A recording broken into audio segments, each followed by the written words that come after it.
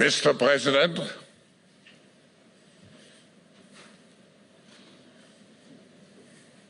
hello. What great honor,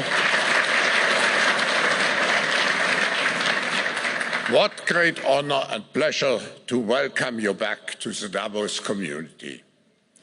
Just 4 days into your new mandate, we highly appreciate your presence with us today.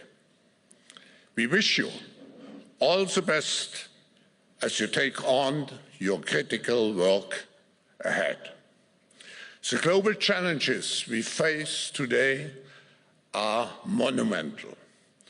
The importance of American leadership and your personal leadership in this regard is fundamental and paramount.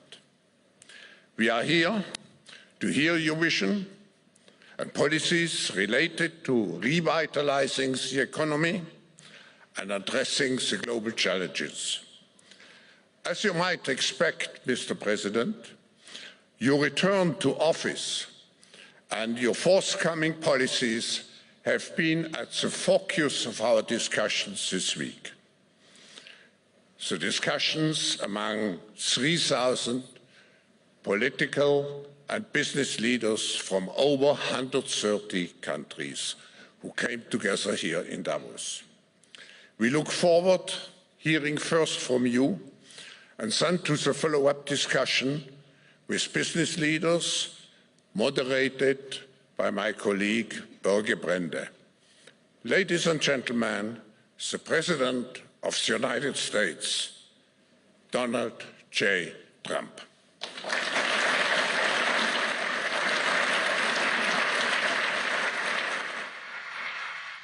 Well, thank you very much, Klaus, and hello to everyone in beautiful Davos. This has been a truly historic week in the United States. 3 days ago, I took the oath of office, and we began the golden age of America. The recent presidential election was won by millions of votes, and all 7, every one of them, all 7 swing states. It was a massive mandate from the American people like hasn't been seen in many years, and some of the political pundits, even some of my so-called enemies, said it was the most consequential election victory in 129 years. That's quite nice. What the world has witnessed in the past 72 hours is nothing less than a revolution of common sense. Our country will soon be stronger, wealthier, and more united than ever before, and the entire planet will be more peaceful and prosperous as a result of this incredible momentum and what we're doing and going to do. My administration is acting with unprecedented speed to fix the disasters we've inherited from a totally inept group of people and to solve every single crisis facing our country. This begins with confronting the economic chaos caused by the failed policies of the last administration.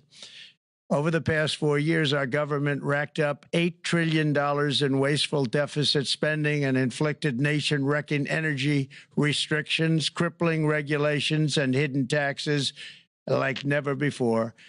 The result is the worst inflation crisis in modern history and sky-high interest rates for our citizens and even throughout the world. Food prices and the price of almost every other thing known to mankind went through the roof. President Biden totally lost control of what was going on in our country, but in particular with our high inflation economy and at our border.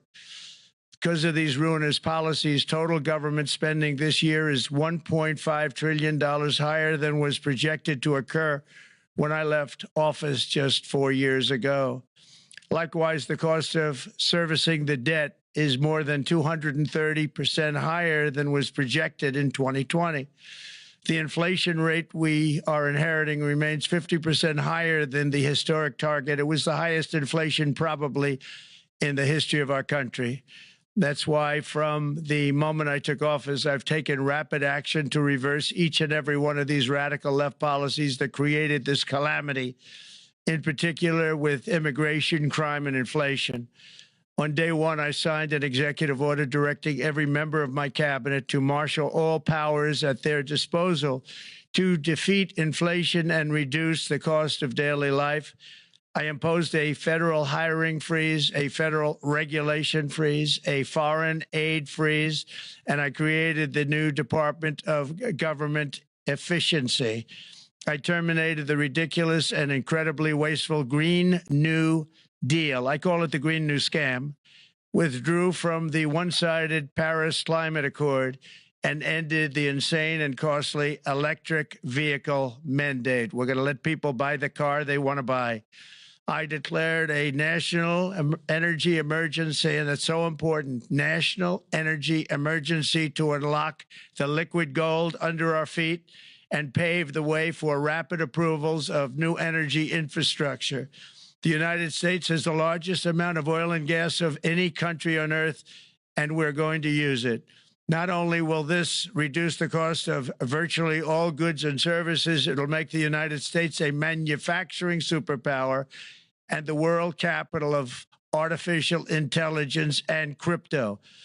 My administration has also begun the largest deregulation campaign in history, far exceeding even the record-setting efforts of my last term. In total, the Biden administration imposed $50,000 in additional regulatory costs on the average American household over the last 4 years. I have promised to eliminate 10 old regulations for every new regulation, which will soon put many thousands of dollars back in the pockets of American families.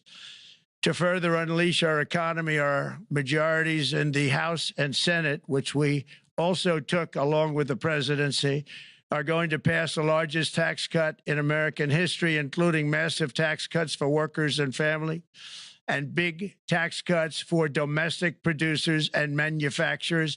And we're working with the Democrats on getting an extension of the original Trump tax cuts, as you probably know, by just reading any paper.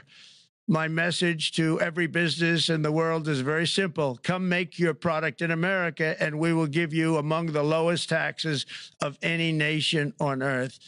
We're bringing them down very substantially, even from the original Trump tax cuts.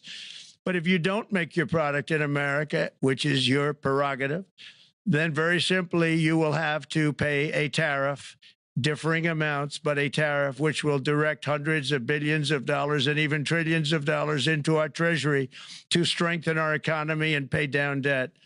Under the Trump administration, there will be no better place on earth to create jobs, build factories, or grow a company than right here in the good old USA. Already Americans' economic, you can see this, I think, maybe even in your wonderful, wonderful room that you're all gathered together, so many of my friends, but Americans, the economic confidence is soaring like we haven't seen in many, many decades, maybe not at all. Upon my election, it was just announced that small business optimism skyrocketed by 41 points in a single month. That's the highest ever. There's never been anything like that. SoftBank has announced between a $100 and $200 billion investment in the U.S. economy because of the election result. And just 2 days ago, Oracle, SoftBank, and OpenAI announced a $500 billion investment in AI infrastructure. Other companies likewise have announced billions and billions and billions, adding up to trillions of investment in America, in the United States. And it's also reported today in the papers that Saudi Arabia will be investing at least $600 billion in America. But I'll be asking the Crown Prince, who's a fantastic guy, to round it out to around $1 trillion. I think they'll do that because we've been very good to them.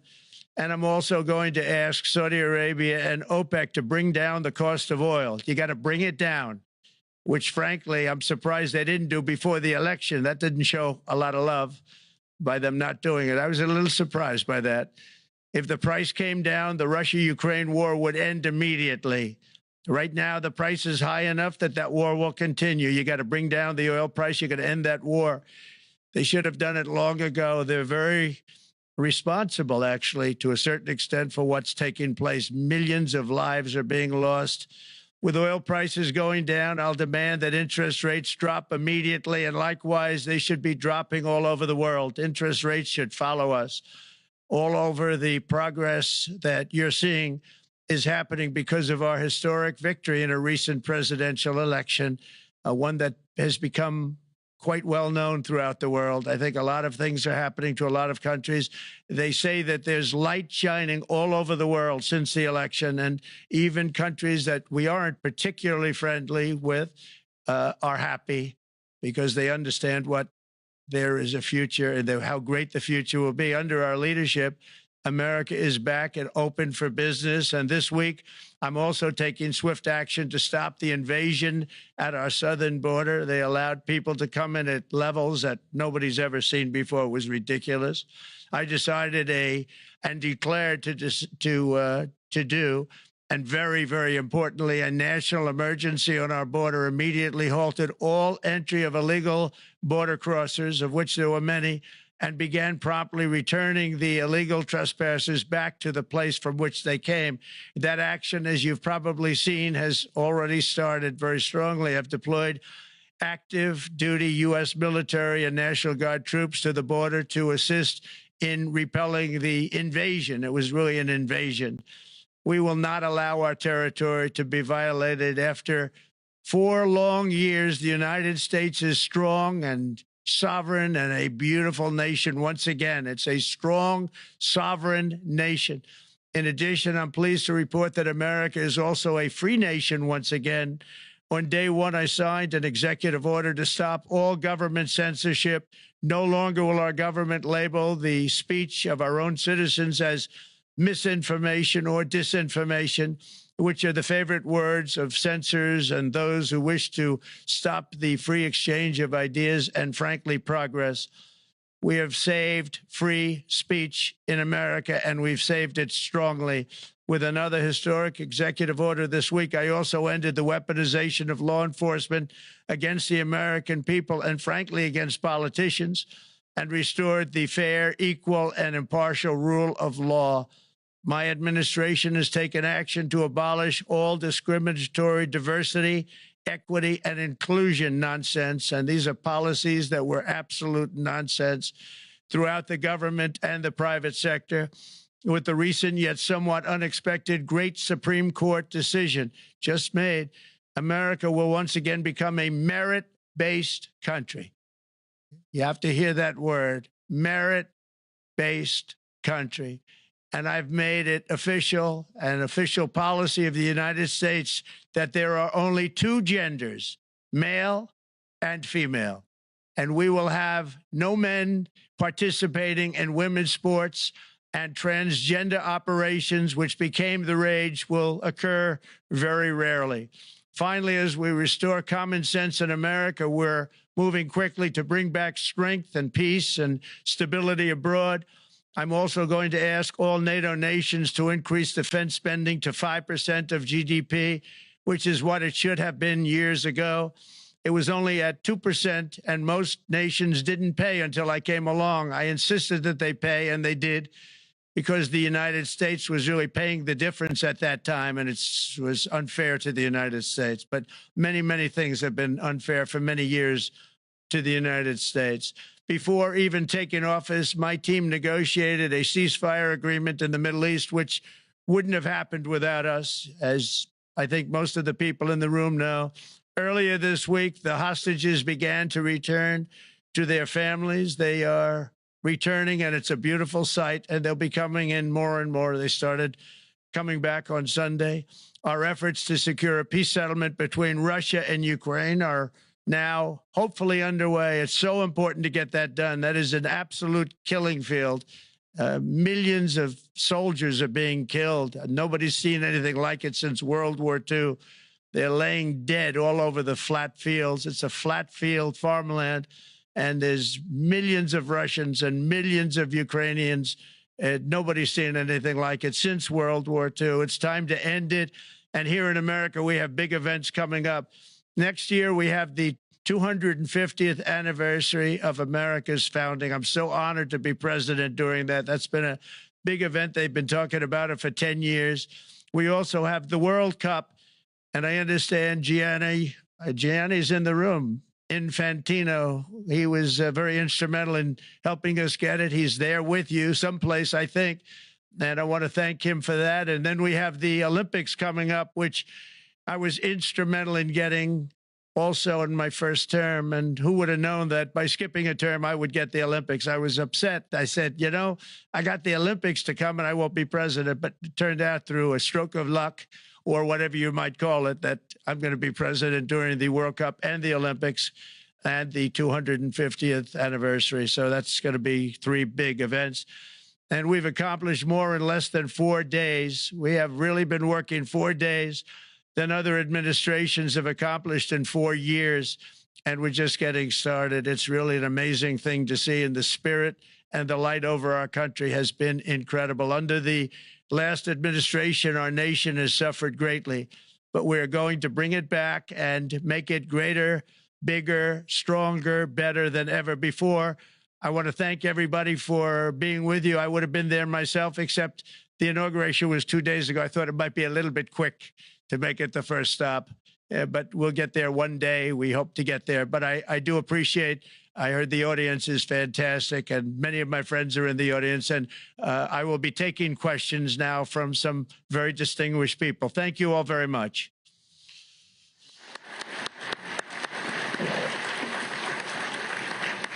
Thank you very much, Mr. President, for that very powerful speech. And I think you could hear the applause all the way from Davos to the White House. But next year it will be even better, because then you can get the applause here in Davos. So we wish you welcome to our village next year. We hope to see you. Thank you very much.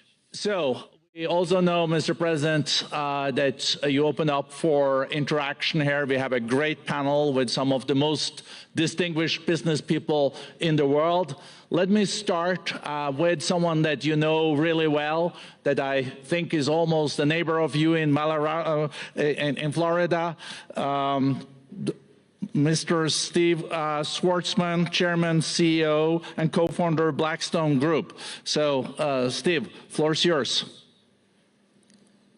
Well, Mr. President, I'm sure the Crown Prince of Saudi Arabia will be really glad you gave this speech today.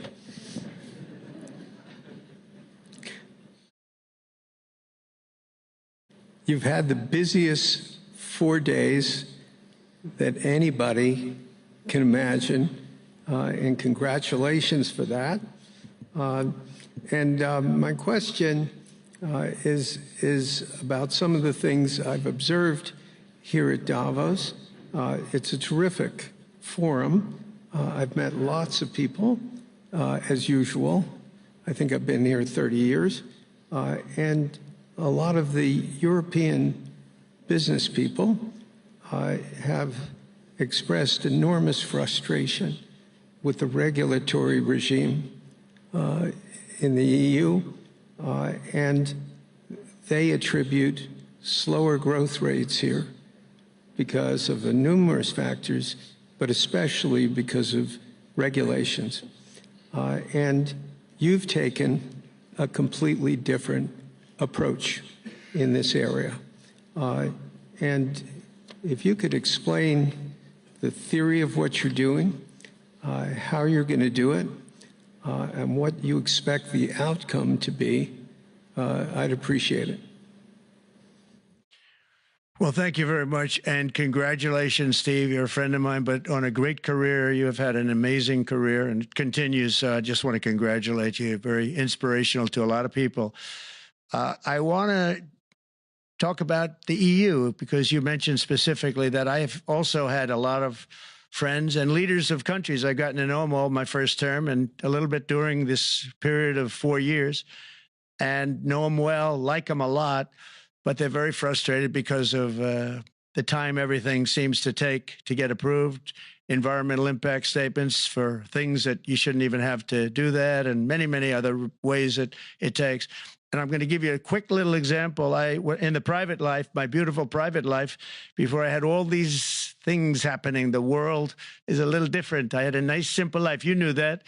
But when I had that simple life, I did projects. And I had a big project in Ireland. And it had to get approval on something that would have made it even better. And I got the approval from Ireland in a period of a week. And it was a very, very, very efficient, good approval. And they informed me, though, the problem is you're going to have to get it from the EU, and we think that'll take 5 to 6 years. And I said, you have to be kidding. And this was before politics. And I said, wait a minute, it's not that important. I don't want to go 5 or 6 years, but it would have been a big investment. It would have been nice, and it would have been good for the project. And I sent the people to the EU to see if they could speed it up. And basically, it was a 5 or 6 year wait just to get a simple approval that Ireland gave me in a period of literally not much more than a week. And I realized right then, that was the first time I really was involved with the EU, but I realized right then that's a problem. And I didn't even bother applying to do it. Or if I did, I pulled it very quickly. I have to be very accurate because I don't want to be criticized. He did apply, actually. No, I want to be very accurate. So I don't think I did, but if I did, I pulled it very quickly. It was just something you couldn't wait 5 years or 6 years to get an approval. So a lot of, in a very big business sense, a lot of people are claiming that's the problem. From the standpoint of America, the EU treats us very, very unfairly, very badly. They have a large tax that we know about, and a VAT tax, and it's a very substantial one. They don't take essentially don't take our farm products, and they don't take our cars, yet they send cars to us by the millions. They put tariffs on things that we want to do. Like, for instance, I think they actually, in terms of, these are non-economic or non-monetary tariffs, and those are very bad, and they make it very difficult to bring products into Europe, and yet they expect to be selling, and they do sell their products in the United States. So we have, hundreds of billions of dollars of deficits with the EU. And nobody's happy with it, and we're going to do something about it, but nobody's happy with it. So I think the EU has to speed up their process.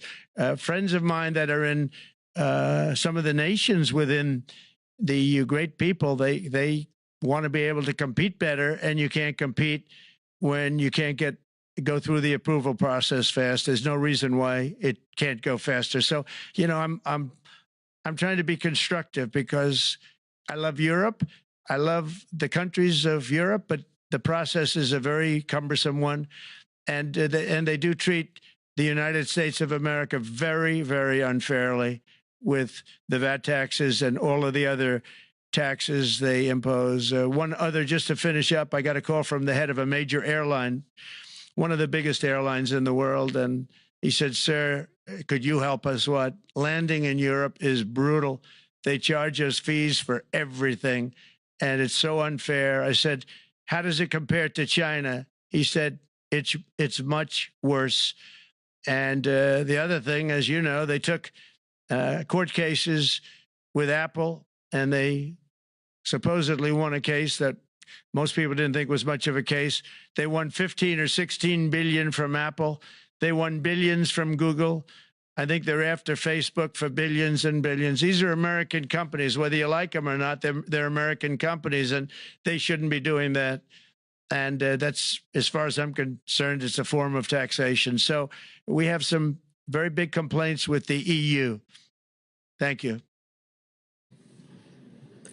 Thank you very much, Mr. President. We'll now go to one of your friends in the EU, Patrick Pouyanné. He's the chairman CEO of Total Energies. I guess you have a question ready, Patrick, for the president. Mr. President, as we understand, energy is at the top of your agenda, and it's an honor for me to represent the energy industry tonight. In this panel, Total Energies is indeed the fourth largest oil and gas and electricity company in the world. I will not ask you a question about the oil price. It's quite clear what you expect from us. I will go to gas more. And our company is the largest #1 exporter LNG from the US company. We are a strong contributor to, and we invest in a mammoth LNG projects in Texas, $20 billion. It's far from 200, but it's $20 billion. And we contribute with that to security of supply to Europe, as we export this LNG to Europe. Some experts fear that if there are too many projects developed in the US on LNG, this could have an inflationary impact on the US domestic gas price. And they recommend a pause on these projects. I would ask you the following question. What are your views about such a pause on investments on LNG in the US? What would happen if you would observe an increased domestic gas price because of these exports? And final question, which is important for Europe, would you agree to guarantee security of supply of US LNG to Europe? Well, on the last part of your question, yes, I would. I would make sure that you get it. If we make a deal, we make a deal, you'll get it. Because a lot of people do have that problem. They make a deal and then it can't get supplied because of war-type problems and other problems. So we would absolutely do that. LNG is very interesting because when I took office for the first term, one of the first things I looked at was there were two very massive plants in Louisiana, a state that has been very good to me, won it by many, many points. And I felt strongly indebted to it, actually. And they said there are two plants that have been under environmental consideration for more than 10 years. And they were costing, as you say, you know how expensive those plants are, but they were costing like 12 billion and I think 14 or 15 billion, but they couldn't get their permits. They were in review for years, many, many years, like a decade or more. And I said, so ridiculous. I know so much about that because in the construction industry, I had to go through it too, but I got good at it after a while. But I saw the projects, and you're talking about a total investment of 25 to $30 billion, and it looked like it was going to end. They couldn't get their permits, and I got them done in less than a week.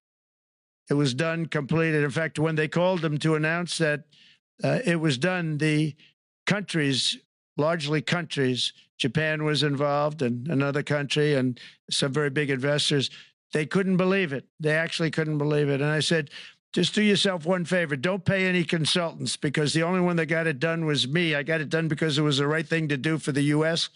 and for the world, but the consultants had nothing to do with it. You know, the consultants go in and they say, give us millions of dollars because Trump did it. Nobody called me about it. I just heard it was a problem for years. And I got it done because it was the right thing to do for the U.S. and the right thing to do for beyond. It had to do with energy, very important.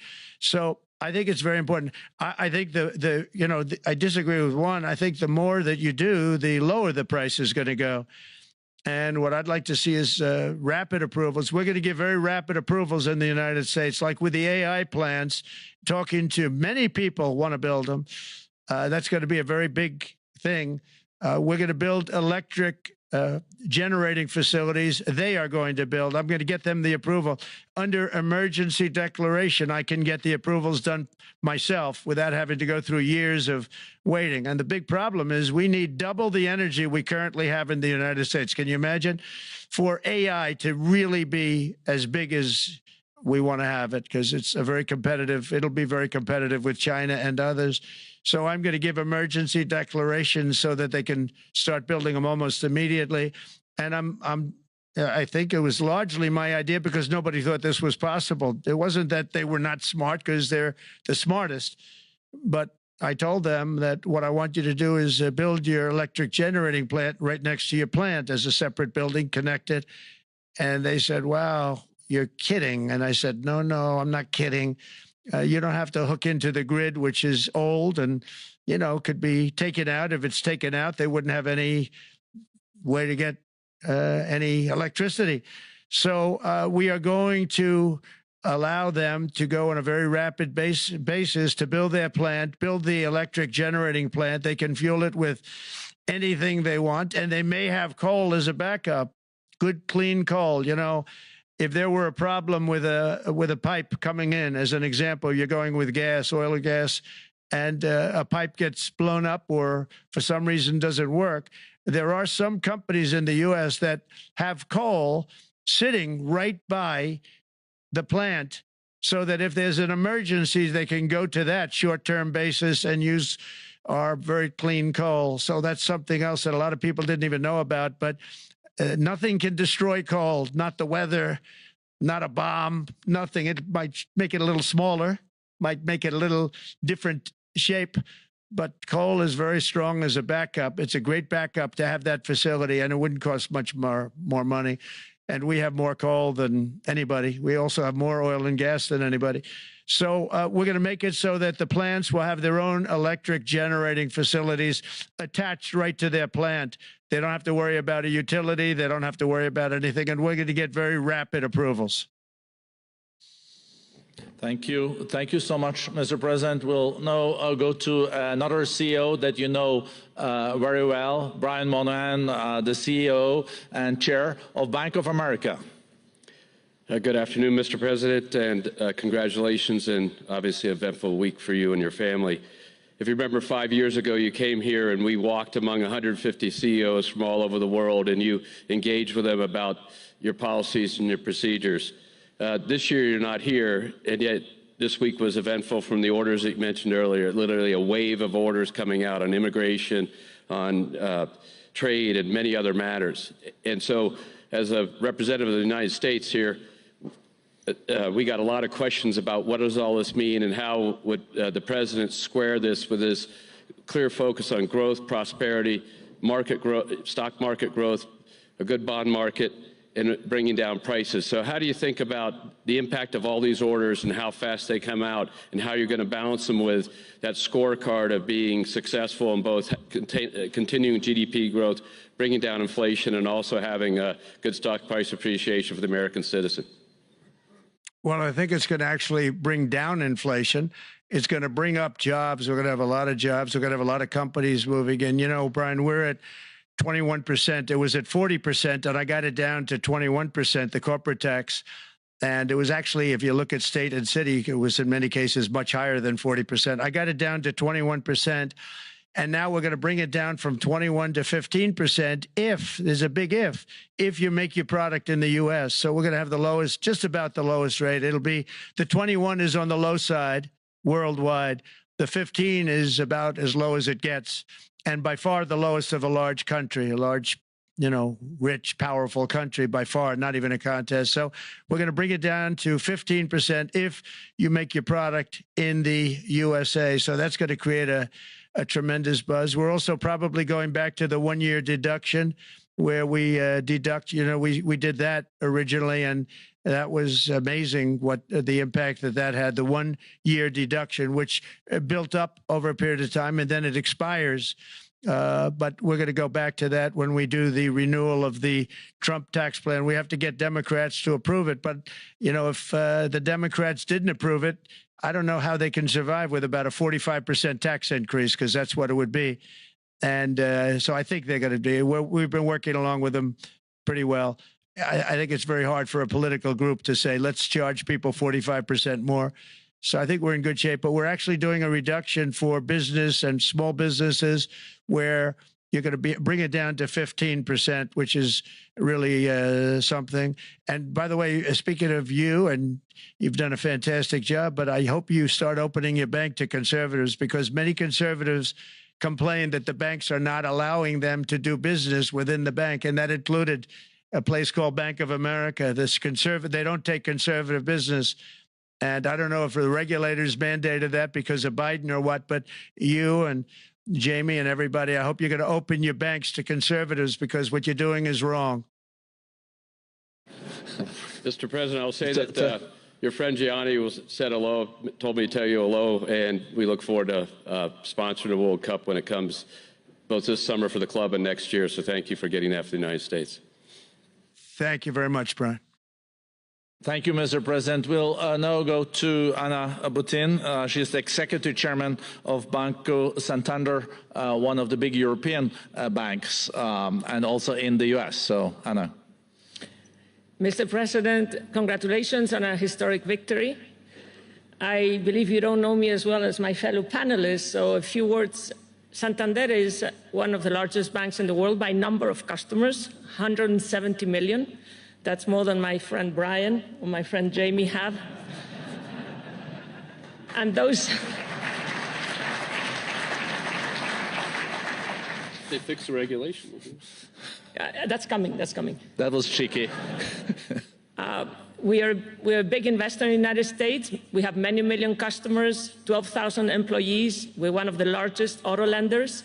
And we recently launched a fully digital bank called Open Bank.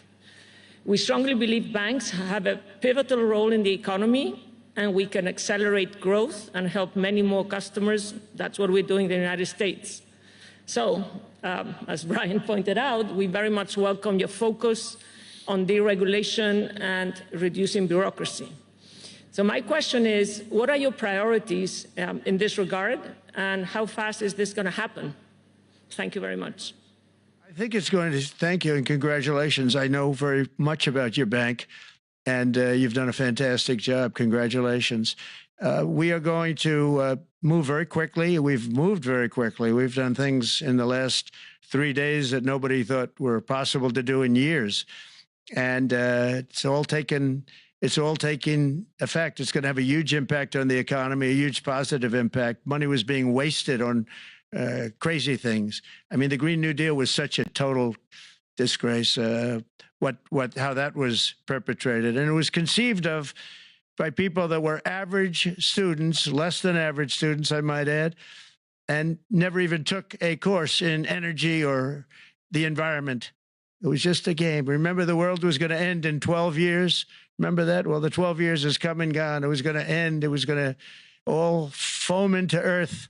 But, you know, the time has come. These people, and they really scared the Democrats large. I can't say the Republicans. The Republicans maybe could have fought harder to stop it, but it's been a tremendous waste of money. You know, during my 4 years, we had the cleanest air, we had the cleanest water, and yet we had the most productive economy in the history of our country. We had the most productive economy.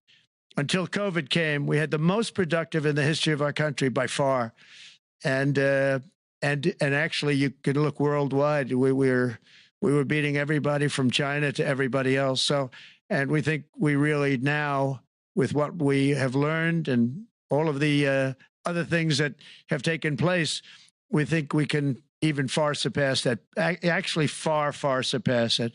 But we do, one thing we're going to be demanding is we're going to be demanding respect from other nations.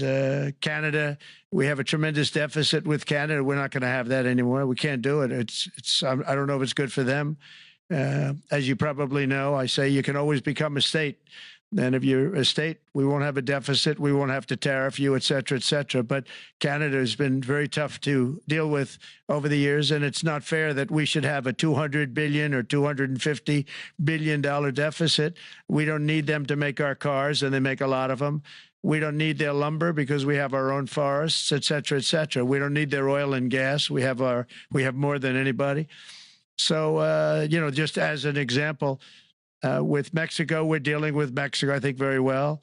And we're just, you know, we just want to be treated fairly with other nations, because there's hardly a nation in the world, and I blame this on us, and I blame it on politicians that, for some reason, mostly it's stupidity, but you could also say other reasons, but mostly stupidity. They've allowed other nations to take advantage of the U.S., and we can't allow that to happen anymore. You know, we have debt. It's a very small debt when you compare it to the value of the assets that we have, but we don't want to do that. We want to just have debt be obliterated, and we'll be able to do that fairly rapidly. And a lot of good things are going to happen. And honestly, good things are going to happen for the world, and good things are going to happen for the people that are dealing with us, allies and beyond allies. One thing very important, I really would like to be able to meet with President Putin soon and get that war ended. And that's not from the standpoint of economy or anything else. It's from the standpoint of millions of lives are being wasted. Beautiful young people are being shot in the battlefield. You know, the bullet, very flat land, as I said, and the bullet goes, there's no hiding. And a bullet, the only thing going to stop the bullet is a human body. And you have to see, I've seen pictures of what's taken place. It's a carnage, and we really have to stop that war. That war is horrible. And I'm not talking economy. I'm not talking economics. I'm not talking about natural resource. I'm just talking about There's so many young people being killed in this war, and that's not including the people that have been killed as the cities are being, knocked down building by building. So we really should get that stopped. Likewise, in the Middle East, I think we've made a lot of progress in the Middle East, and I think that's gonna come along pretty well. Thank you. Thank you, Mr. President. We know that the most consequential relationship in the world is between the U.S. and China. U.S. 28% of the global economy, China close to 20. That's almost half of the global GDP. And we know that you called President Xi Jinping last Friday. We heard that you had a good discussion. How do you see the relationship between the U.S. and China in the next 4 years under your leadership? He called me, but I see it very good. I think that we're going to have a very good relationship. All we want is fairness. We just want a level playing field. We don't want to take advantage. We've been having massive deficits with China. Biden allowed it to get out of hand. He's $1.1 trillion deficit. It's ridiculous. And it's just an unfair relationship. And we have to make it just fair. We don't have to make it phenomenal. We have to make it a fair relationship. Right now, it's not a fair relationship. The deficit is massive, as it is with other countries, a lot of Asian countries, actually. But we have deficits that are very big, and we can't keep doing that. So we're not going to keep doing that. But I like President Xi very much. I've always liked him. We always had a very good relationship. It was very strained with COVID coming out of Wuhan. Obviously, that strained it. I'm sure it strained it with a lot of people, but that strained our relationship. But we always had a great relationship, I would say, and we look forward to doing very well with China and getting along with China. Hopefully, China can help us stop the war with, in particular, Russia, Ukraine. They have a great deal of power over that situation, and we'll work with them. And I mentioned that during our phone conversation with President Xi, and hopefully we could work together and get that stopped. We'd like to see denuclearization. In fact, with President Putin, prior to an election result, which was frankly ridiculous, we were talking about denuclearization of our two countries, and China would have come along. China has a much smaller right now nuclear armament than us, or field than us, but they're going to be catching it at some point over the next 4 or 5 years. And I will tell you that President Putin really liked the idea of cutting way back on nuclear. And I think the rest of the world, we would have gotten them to follow. And China would have come along too. China also liked it. Tremendous amounts of money are being spent on nuclear. And the destructive capability is something that we don't even want to talk about today because you don't want to hear it. It's too depressing. So we want to see if we can denuclearize, and I think that's very possible. And I can tell you that President Putin wanted to do it. He and I wanted to do it.